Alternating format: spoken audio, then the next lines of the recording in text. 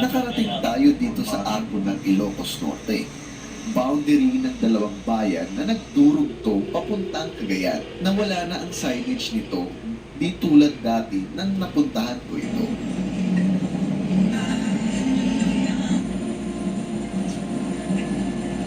Sunod naman nito ay ang kaabang-abang na scenic view. Puntahan natin ang Pagudpud.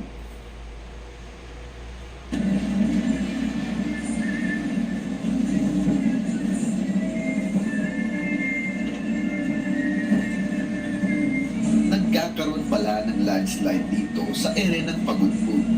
Kaya minsan kapag may landslide, walang nakakaraan dito. Cancel ang biyahe.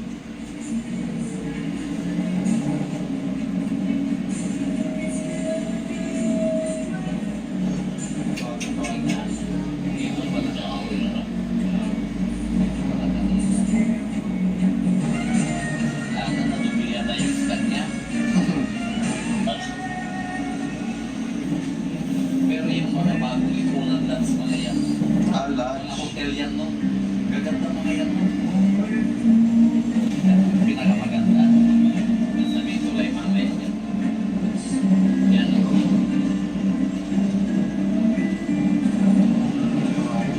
Yung dating daan nandun sa itaas, kung makikita nyo yung main plan, yung kulay sinasabi ko, yun yung madalas na landslide dito sa itaas. Kaya ko, kung ano-ano sinasuggest mo, kitang-kita mo din yan. Lahat eh. Akala ko ba magaganda yung nasasabihin mo na ano, ganda doon. Ito ang view natin, ang Patapag Viaduct. Very relaxing at ito ang pinabalik-balikan ko rito as a traveler.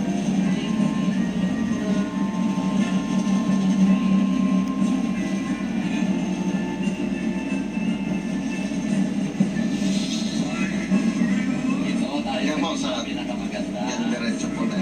Diretso dito. At syempre, hindi mawawala ang photo-ops natin dito sa Patapag Viaduct.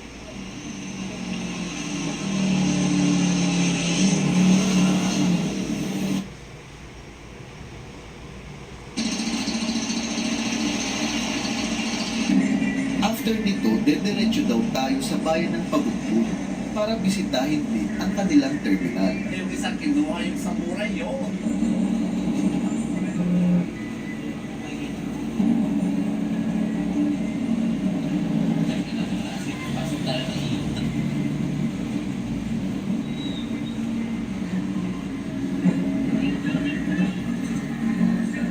At ito ang munting nilang terminal sa bayan ng Pagudpud, Ilocos Norte.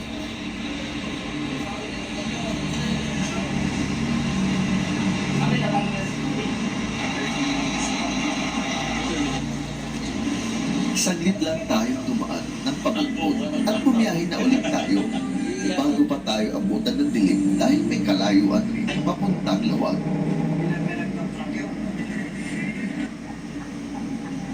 Diversion na yun ba?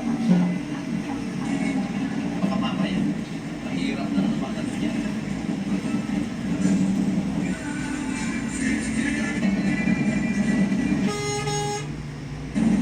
Ay, kalbida mo na rin yun.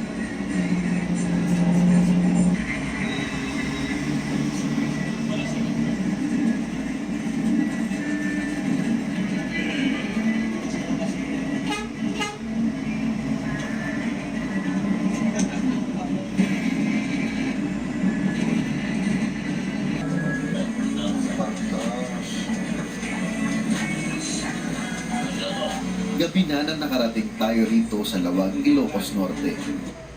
The PYT Golf